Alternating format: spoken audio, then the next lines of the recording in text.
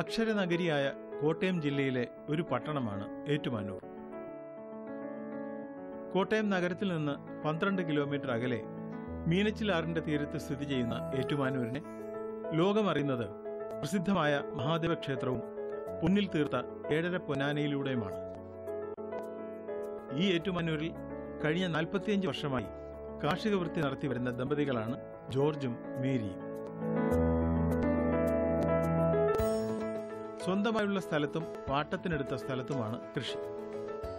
സമ്മിശ്ര കൃഷി രീതിയാണ് ഇവർ അവലംബിച്ചിരിക്കുന്നത്.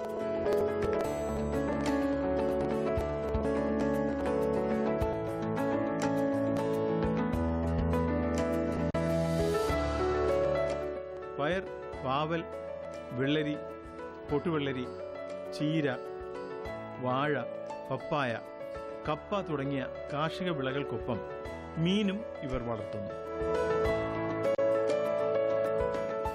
50 വർഷമായി കൃഷി ഫീൽഡിൽ ഇറങ്ങിയിട്ട്. ആദ്യകാലത്ത് കൃഷി വെള്ളം കോരി നനച്ചാണ് കൃഷി ചെയ്തുകൊണ്ടിരുന്നത്. അത് കഴിഞ്ഞ് വീണ്ടും മോട്ടോർ ഉപയോഗിച്ച് നനച്ച് കൃഷി ചെയ്യുകയും ചെയ്തു പോന്നു. ഞങ്ങളുടെ ഉപജീവനം കഴിച്ചുകൊണ്ട് പോന്നു. വീണ്ടും എൻ്റെ കല്യാണം കഴിഞ്ഞ് എൻ്റെ ഭാര്യയൊത്ത് ഞങ്ങൾ ഒന്നിച്ച് കൃഷി ചെയ്യാൻ തുടങ്ങി. 2 മക്കളുണ്ട്. കൃഷി പച്ചക്കറി കൃഷിയാണ് മെയിൻ. വാഴ, കോവല്, പാവല്, പടവലം, പയറ്, വെള്ളരി, കുക്കുംബർ, ഇതെല്ലാം കൃഷിയുണ്ട്. 5 വർഷം മുമ്പ് ഷേർലി സക്രിയാസ് എന്ന് പറഞ്ഞൊരു കൃഷി ഓഫീസർ വന്നു കഴിഞ്ഞ ശേഷം പുതിയ കൃഷി രീതികൾ എന്നെ പഠിപ്പിക്കുകയും അതിൽ നിന്നും കൂടുതൽ വിളവ് ഉണ്ടാവുകയും എല്ലാം നല്ല രീതിയിൽ പോവുകയും ചെയ്തു. വളം ഞങ്ങൾ കൂടുതലും ജൈവ കൃഷിയിലാണ്. ആദ്യം ജൈവ കൃഷി തുടങ്ങി. അത് കഴിഞ്ഞ് ജൈവവും കീടനാശിനികളും രാസവളങ്ങളും കീടനാശിനികളും ചേർത്ത് കൃഷി ചെയ്തു. വീണ്ടും അത് ജൈവ കൃഷിയിലേക്ക് തന്നെ വന്നിരിക്കുകയാണ്. ഇപ്പം ജൈവ കൃഷിയാണ് കൂടുതൽ നടക്കുന്നത്. പല കൃഷിരീതികളും പരീക്ഷിച്ച് വിജയം നേടിയ വ്യക്തിയാണ് ജോർജ്.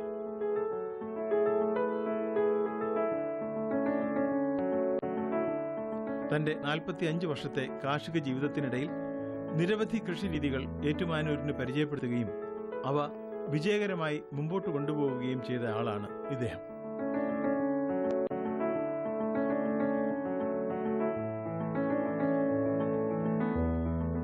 പട്ടുനൂൽ കൃഷി, പടുതക്കുളത്തിലെ മീൻ കൃഷി എന്നിവ ഏറ്റുമാനൂരിന് പരിചയപ്പെടുത്തിയത് ഇദ്ദേഹമാണ്. 2 ജോലിക്കാരുടെ സഹായത്തോടെയാണ് ഇദ്ദേഹം കൃഷിയിടത്തിലെ ജോലികളെല്ലാം ചെയ്യുന്നത്. ചാണകപ്പൊടി, ചാരം, കോഴിവളം തുടങ്ങിയവ ചേർത്താണ് കൃഷിക്കായുള്ള നിലമൊരുക്കുന്നത്.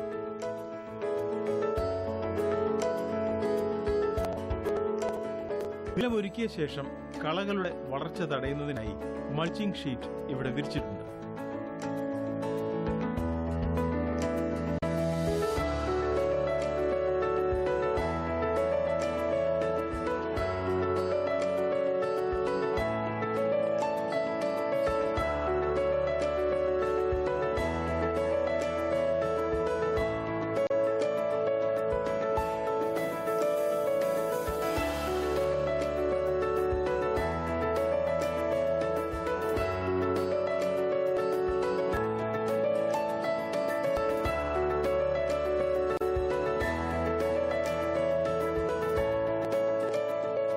ജലസേചനത്തിനായി ഇവിടെ തുള്ളിനന രീതിയാണ് ഉപയോഗിച്ചിരിക്കുന്നത്.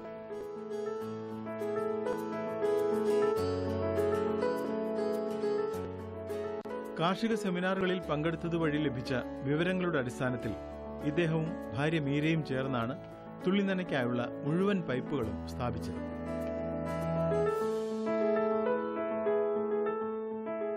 എൻ്റെ വിവാഹം കഴിഞ്ഞിട്ട് 21ാമത്തെ വയസ്സിലായിരുന്നു.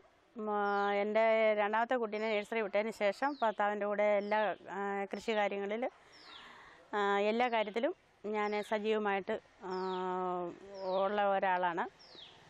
എല്ലാവിധ കൃഷിയുണ്ട്. പാവൽ, കോവൽ, പയർ, വെള്ളരി, ചേന, വാഴ, ഏത്തവാഴ, പിന്നെ കാച്ചിൽ, എല്ലാവിധ കൃഷിയും ഞങ്ങൾ ചെയ്തിട്ടുണ്ട്. കൂടാതെ പട്ടുനൂൽ കൃഷി ചെയ്തിട്ടുണ്ട്. അതോടൊപ്പം തന്നെ കൈതക്കൃഷി 4-5 വർഷം കൈതക്കൃഷി ചെയ്തിട്ടുണ്ട്. ഈ കൃഷിയിൽ നിന്നുള്ള വരുമാനം കൊണ്ടാണ് ഞങ്ങൾ ഞങ്ങളുടെ മക്കളെ പഠിപ്പിക്കുകയും വിവാഹം ചെയ്ത് അയക്കുന്നിടം വരെ എല്ലാ കാര്യത്തിനും കൃഷിയിൽ നിന്നുള്ള ഒരു വരുമാനം മാത്രമേ ഞങ്ങൾക്കുണ്ടായിരുന്നുള്ളൂ. അതോടൊപ്പം തന്നെ കോഴി വളർത്തും, ആട് വളർത്തൽ ഇതോടൊപ്പം ചെയ്തു പോന്നിരുന്നു. 5 ഏക്കറിലായാണ് ഇദ്ദേഹത്തിന്റെ കൃഷി. ഓരോ വിളകൾക്കായും പ്രത്യേകം സ്ഥലം തിരിച്ചിരിക്കുന്നു. 1 ഏക്കറിൽ നിശ്ചിത അകലം പാലിച്ചാണ് റെഡ് ലേഡി പപ്പായ കൃഷി ചെയ്തിരിക്കുന്നത്.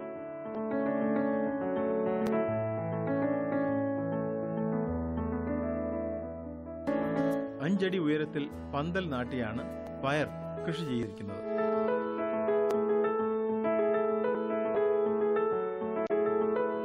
ബാക്കിയുള്ള സ്ഥലങ്ങളിലായി വെള്ളരി, ചീര, വാഴ തുടങ്ങി വിവിധ പച്ചക്കറികൾ കൃഷി ചെയ്തിരിക്കുന്നു. എനിക്ക് 29 വർഷമായിട്ട് ഇവരെ നേരിട്ടറിയാം. വർഷങ്ങളായിട്ട് ഒരു കർഷക കുടുംബം എങ്ങനെയാണ് മുന്നോട്ട് ജീവിക്കുന്നതെന്ന് വളരെ വ്യക്തമായിട്ട് കാണിച്ചുകൊണ്ടിരിക്കുന്ന ഒരു കുടുംബമാണിത്. 2 കുട്ടികളെ പഠിപ്പിക്കുകയും ഉന്നത നിലയിലെത്തിക്കുകയും നല്ലൊരു മാതൃകാ ജീവിതം നയിക്കുന്ന ഒരു കുടുംബമാണിത്. ഞാൻ ഇതിനു മുമ്പ് മെമ്പറായിരുന്ന സമയത്തും കർഷകർക്ക് വേണ്ടുന്ന സഹായങ്ങൾ മുനിസിപ്പാലിറ്റിയിൽ നിന്ന്, അന്ന് പഞ്ചായത്തായിരുന്നു, പഞ്ചായത്തിൽ നിന്ന് കിട്ടുന്ന സബ്സിഡി ആനുകൂല്യങ്ങൾ, വള സബ്സിഡിയൊക്കെ മേടിച്ചു കൊടുത്തിട്ടുണ്ട്. തുടർന്ന് ഇപ്പോൾ വേറൊരു മെമ്പറാണ് ഇപ്പോൾ അവരുടെ വാർഡ് കൗൺസിലർ, അതും തുടർന്ന് കൊണ്ടുപോകുന്നുണ്ട്. കൃഷിയിടത്തിൽ തന്നെ കുളങ്ങളിലായി മീൻ കൃഷിയും ചെയ്യുന്നുണ്ട്. 2 കുളങ്ങളിലായാണ് മീൻ കൃഷി. 1 കുളം നവീകരണത്തിനായുള്ള പണികളിലാണ്. കട്ല, റോഹു, ഗ്രാസ് കട്ടർ തുടങ്ങിയവയാണ് പ്രധാനപ്പെട്ടവ. മീനുകൾക്ക് തീറ്റയ്ക്കായി വിളകളുടെ ഇലകളും പച്ചക്കറികളുമാണ് നൽകുന്നത്. ഏറ്റുമാനൂർ മുനിസിപ്പാലിറ്റിയിൽ തെള്ളത്തുകുഴി വീട്ടിൽ ജോർജേട്ടനെയും കുടുംബത്തിനെയും എനിക്കൊരു 10-15 വർഷക്കാലമായിട്ട് നന്നായിട്ട് അറിയാവുന്നതാണ്. ജോർജേട്ടനും കുടുംബവും കൃഷി കൊണ്ട് തന്നെയാണ് ഉപജീവനമാർഗം നടത്തിക്കൊണ്ടിരിക്കുന്നത്, നമുക്ക് വളരെ വ്യക്തമാണ്. അതിലൂടെ അവരുടെ കുടുംബം നടന്നു പോവുകയും കുഞ്ഞുങ്ങളെ പഠിപ്പിക്കുകയും ഒക്കെ ഈ കൃഷിയിലൂടെ തന്നെയാണ് അവർ നടത്തിക്കൊണ്ടു പോയിരുന്നത്. ഒരു പ്രത്യേകതയെന്ന് പറഞ്ഞാൽ ജോർജേട്ടൻ കൃഷിയെ വളരെ സ്നേഹിക്കുന്ന ഒരാളാണ്. മക്കളെപ്പോലെ കൃഷിയെ താലോലിച്ചുകൊണ്ട് അദ്ദേഹം നല്ല രീതിയിൽ കൃഷികൾ മുന്നോട്ട് കൊണ്ടുപോകുന്നു. പച്ചക്കറികൾ, വാഴക്കൃഷി, പിന്നെ അതുപോലെ തന്നെ കിഴങ്ങ് വർഗ്ഗങ്ങൾ, അങ്ങനെ നല്ല രീതിയിൽ അദ്ദേഹം കൃഷി നടത്തുന്നുണ്ട്. ഏതെല്ലാം പ്രതിസന്ധികളെയും, പ്രകൃതിയുടെ ഏത് പ്രതിസന്ധിയെ നേരിട്ടുകൊണ്ടാണ് അദ്ദേഹം വെല്ലുവിളികൾ നേരിട്ടുകൊണ്ടാണ് അദ്ദേഹം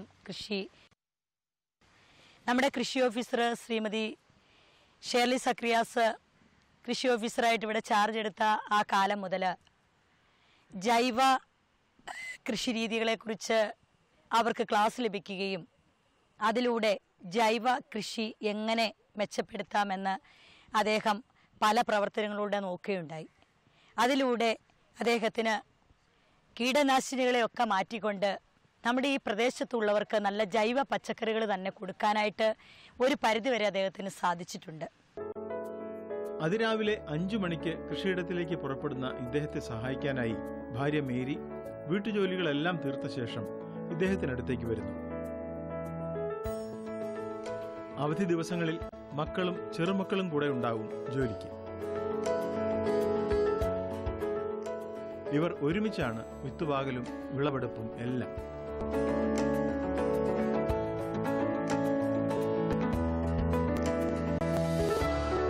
വീട്ടിലുള്ള പരിമിതമായ സ്ഥലത്ത് ഗ്രോ ബാഗുകളിലും അല്ലാതെയും ഇവർ കൃഷി ചെയ്യുന്നു.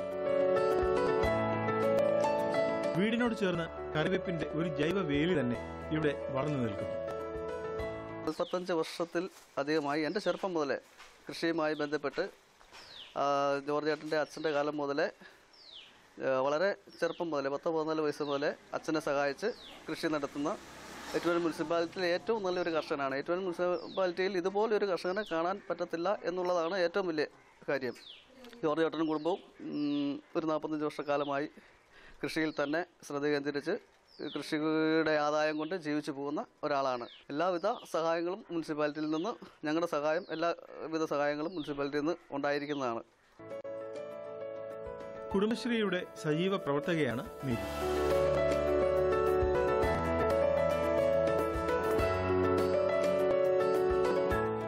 കൃഷിയിടത്തിൽ നിന്നുള്ള വിളകളെല്ലാം വിൽപ്പന നടത്തുന്നതിനായി കുടുംബശ്രീ ഇവർക്ക് പച്ചക്കറി കട നടത്തുന്നതിനായി സ്ഥലവും വിട്ടു നൽകിയിട്ടുണ്ട്.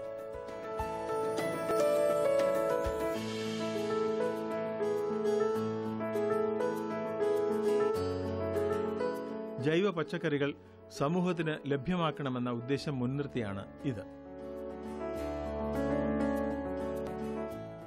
കുടുംബശ്രീയിൽ 2002 മുതൽ നമ്മുടെ മേരി ചേച്ചി അംഗമാവുകയും അന്ന് മുതൽ കൃഷിയുമായിട്ട് ഏറെ ബന്ധമുള്ള വ്യക്തിയുമാണ്.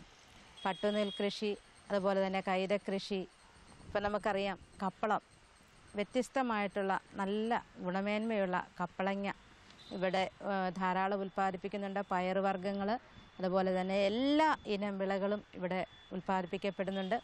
ഇവരുടെ ഒരു വിപണനത്തിനായിട്ട് ഈ കഴിഞ്ഞ 2015 ഞാൻ CDS ചെയർപേഴ്സൺ ആയതിനു ശേഷം നമുക്ക് MKSP, അതായത് മഹിളാ കിസാൻ സശാക്തീകരൺ പരിയോജന എന്ന് പറയുന്ന ഒരു പ്രത്യേക പദ്ധതി പ്രകാരം നമ്മളൊരു സ്ഥിരം വിപണന കേന്ദ്രം ഇവർക്ക് ഇട്ടുകൊടുക്കുകയും അവിടെ ഇവർ സ്ഥിരം വിപണനം നടത്തുകയും ചെയ്യുന്നുണ്ട്. നമ്മുടെ നഗരസഭയിലെയും മറ്റ് പഞ്ചായത്തുകളിലെയും ഒക്കെ ആളുകൾ ഇവിടെ വന്ന് ഈ പച്ചക്കറി മേടിച്ചുകൊണ്ട് പോവുകയും നല്ല ഫ്രഷായിട്ടുള്ള സാധനം ഇവിടെ നിന്ന് ലഭിക്കുമെന്നുള്ളതിനാലാണ് നമ്മളുടെ മറ്റ് പഞ്ചായത്തുകളിലെ ആളുകൾ പോലും ഇവിടെ വന്ന് ഈ പച്ചക്കറി മേടിക്കുന്നത്. 13 അംഗങ്ങളടങ്ങിയ ഒരു കുടുംബശ്രീയിലെ അംഗമാണ് ശ്രീമതി മേരി.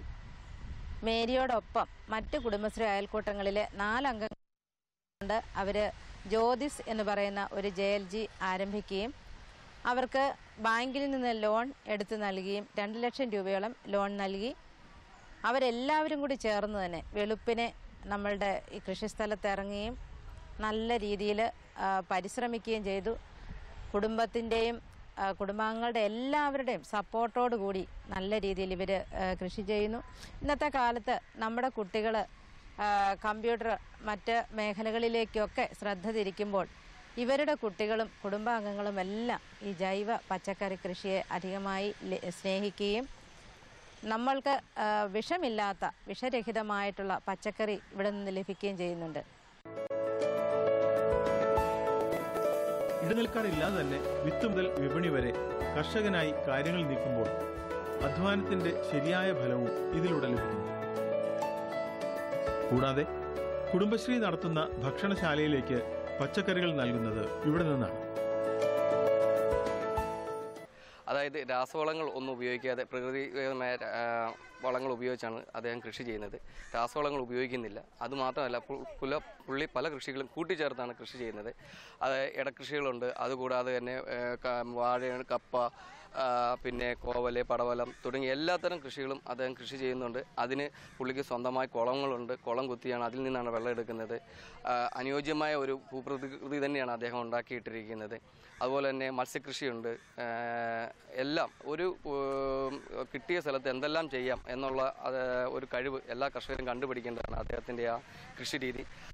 അതുപോലെ തന്നെ ഇവിടെ ചെയ്തിരിക്കുന്ന ഈ എല്ലാ ചെടികളുടെയും ഇടയ്ക്ക് എത്താവുന്ന വെള്ളം എത്തിക്കുന്ന രീതിയിലുള്ള ടെക്നിക്കൽ രീതികളെല്ലാം അദ്ദേഹം സ്വയം നിർമ്മിച്ച് ഉണ്ടാക്കിയിട്ടുണ്ട്. അത് തന്നെ ഏറ്റവും വലിയ പ്രത്യേകതയാണ്.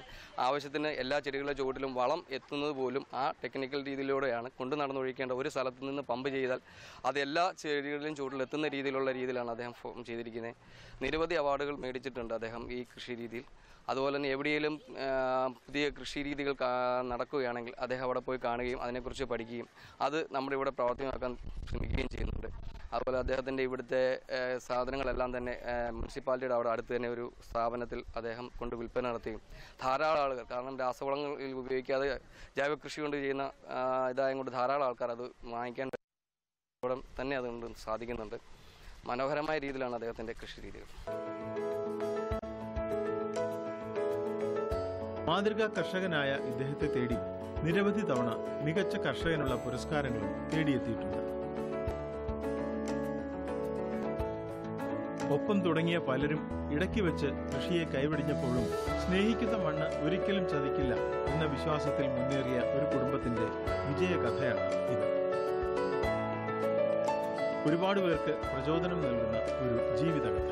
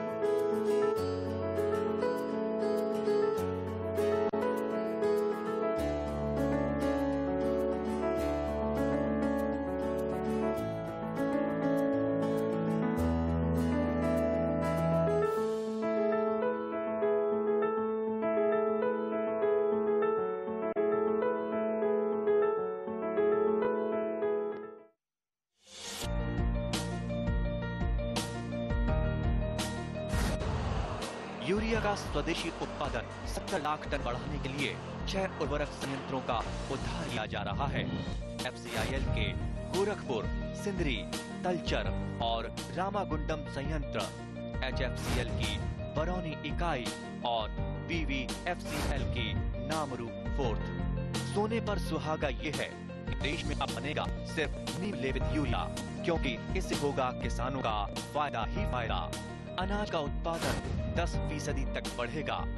बढ़ेगी 10 से 15% नाइट्रोजन क्षमता।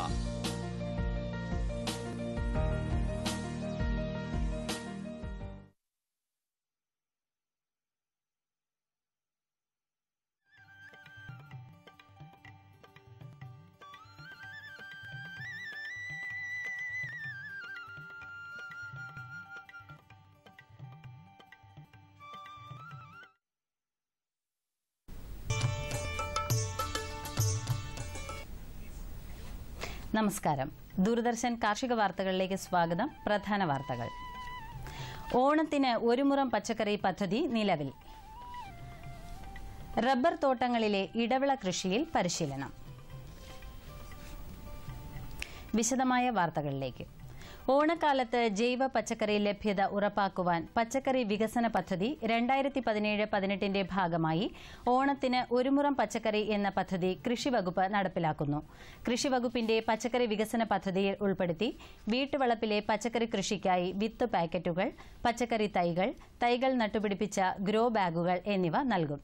വീട്ടുവളപ്പിൽ കൃഷി ചെയ്യാനായി സ്കൂൾ വിദ്യാർത്ഥികൾ, കർഷകർ എന്നിവർ വഴി വിവിധ ഇനത്തിൽപ്പെട്ട 40 ലക്ഷം പച്ചക്കറി വിത്ത് പാക്കറ്റുകൾ വിതരണം ചെയ്യും. കൂടാതെ 17 ലക്ഷം പച്ചക്കറി വിത്ത് പാക്കറ്റുകൾ, പച്ചക്കറി തൈകൾ നട്ടുപിടിപ്പിച്ച 37,000 ഗ്രോ ബാഗ് യൂണിറ്റുകൾ തുടങ്ങിയവ ലഭ്യമാക്കും. ത്രിതല പഞ്ചായത്തുകൾ, ജനപ്രതിനിധികൾ, കൃഷി ഉദ്യോഗസ്ഥർ, കാർഷിക കർമ്മസേന, അഗ്രോ സർവീസ് സെന്റർ, VFPCK തുടങ്ങിയ ഏജൻസികളുടെ സംയുക്ത സഹകരണത്തോടെയാണ് പദ്ധതി നടപ്പിലാക്കുന്നത്. തിരുവനന്തപുരം വിളപ്പിൽ ഗ്രാമപഞ്ചായത്തിലെ കൃഷിഭവനിൽ കരനെൽ കൃഷിയിൽ താൽപര്യമുള്ളവർക്ക് വിത്ത് വിതരണം ചെയ്യും. കർഷകർ ബാങ്ക് പാസ്ബുക്കിന്റെ കോപ്പിയും 10 സെന്റിൽ കുറയാത്ത ഭൂമിയുടെ കരമൊടുങ്ങിയ രസീതുമായി അപേക്ഷ സമർപ്പിക്കണം. പഞ്ചായത്തിൽ പ്രത്യേക തൊഴിൽദാന പദ്ധതിയിൽ അംഗങ്ങളായിട്ടുള്ളവർ ആധാർ കാർഡിന്റെയും ബാങ്ക് പാസ്ബുക്കിന്റെയും പകർപ്പും, കർഷക പെൻഷൻ വാങ്ങുന്നവർ വരുമാന സർട്ടിഫിക്കറ്റും ഈ മാസം 16 മുൻപ് കൃഷിഭവനിൽ ഹാജരാക്കണമെന്നും കൃഷി ഓഫീസർ അറിയിച്ചു. ചിറയൻകീഴ് സ്റ്റേറ്റ് സീഡ് ഫാമിൽ ടിഷ്യൂ കൾച്ചർ വാഴ, ഹൈബ്രിഡ് പപ്പായ തൈകൾ, പച്ചക്കറി വിത്ത്, പച്ചക്കറി തൈകൾ, ജൈവവളം, ദ്രാവക ജൈവവളം തുടങ്ങിയവ വിൽപ്പനയ്ക്ക് തയ്യാറാണ്. കൂടുതൽ വിവരങ്ങൾക്ക് ബന്ധപ്പെടാവുന്ന ഫോൺ നമ്പർ 047026432222.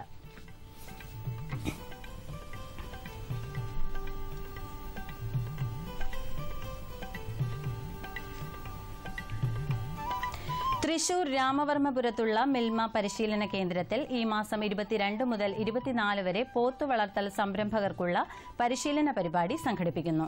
വിശദ വിവരങ്ങൾക്ക് വിളിക്കാവുന്ന ഫോൺ നമ്പർ 048726956869.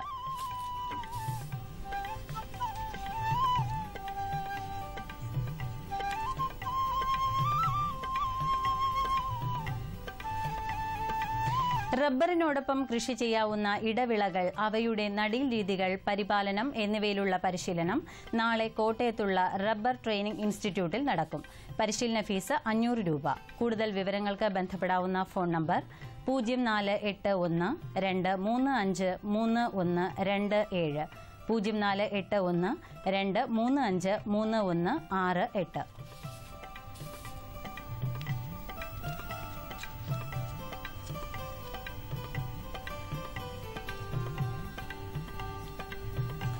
കേരള കാർഷിക സർവകലാശാലയുടെ ബാലരാമപുരം കട്ടച്ചാൽക്കുഴി നാളികേര ഗവേഷണ കേന്ദ്രത്തിൽ ഗുണമേന്മയുള്ള കേരശ്രീ, കേരസങ്കര എന്നീ സങ്കരയിനം തെങ്ങിൻ തൈകൾ ലഭ്യമാണ്. കർഷകർ നേരിട്ടോ ഇനി പറയുന്ന ഫോൺ നമ്പറുകളിലോ ബന്ധപ്പെടുക. Phone number 0471 210 0621.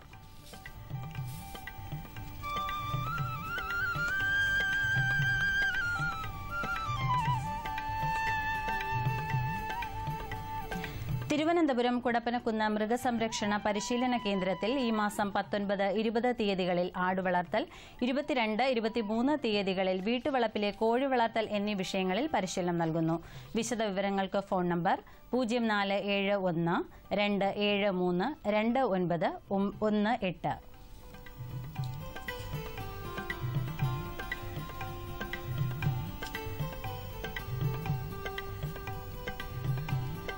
ഇനി കമ്പോള നിലവാരം.